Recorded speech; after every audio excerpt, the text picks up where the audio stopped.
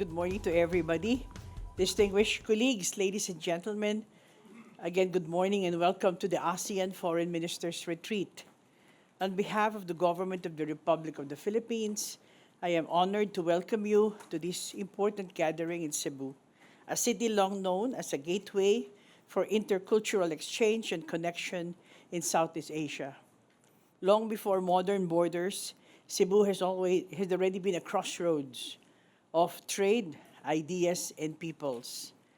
It is therefore a fitting place for our retreat today, which provides us with a valuable opportunity for candid, constructive, and forward-looking exchange of views on our region, on the key issues that our region is facing.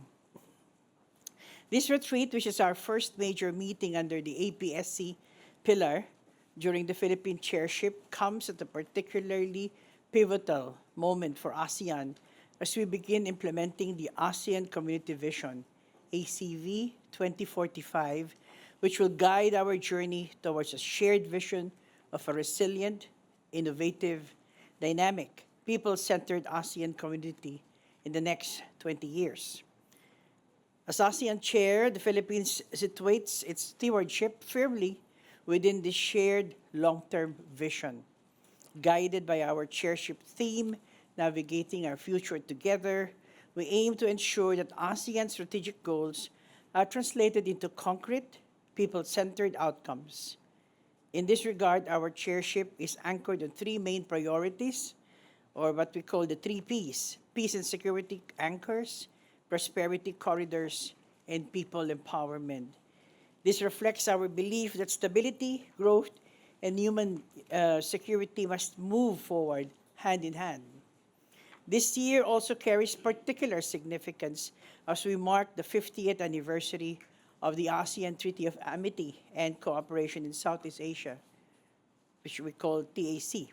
The Philippines attaches great importance to this milestone, noting that the TAC is a cornerstone of ASEAN's political and security architecture.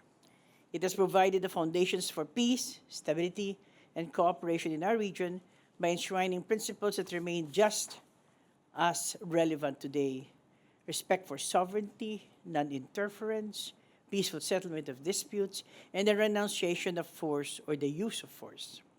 Its growing community of high contracting parties, now at 58, stands as a testament to the treaty's relevance not only in ASEAN but well beyond our region.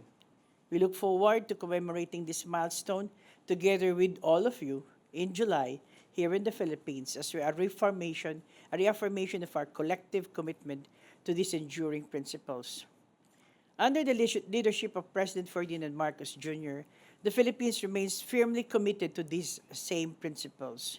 We continue to uphold international law, principles enshrined in the TAC and the UN Charter, and respect for ASEAN centrality as the foundations of our foreign policy.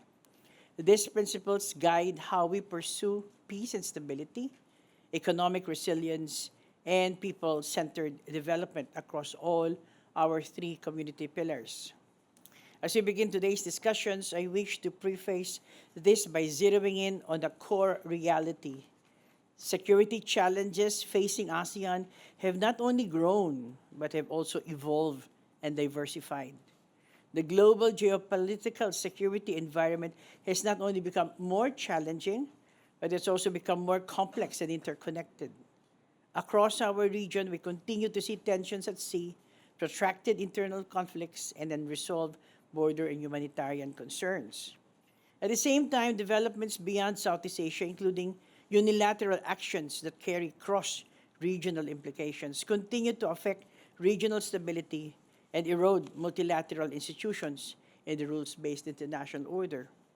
Taken together, these realities underscore the enduring importance of ASEAN's time-honored principles of restraint, dialogue, and adherence to international law in seeking to preserve peace and stability to our peoples. Our meeting today allows us to collectively take stock of ASEAN's priorities and exchange views on regional and global developments that directly affect us. The Philippines stands ready to work closely with all ASEAN member states, the ASEAN Secretariat, and our external partners to ensure that our chairship year delivers meaningful and practical benefits for the ASEAN community. I wish us all a productive and meaningful AMS retreat. Thank you very much.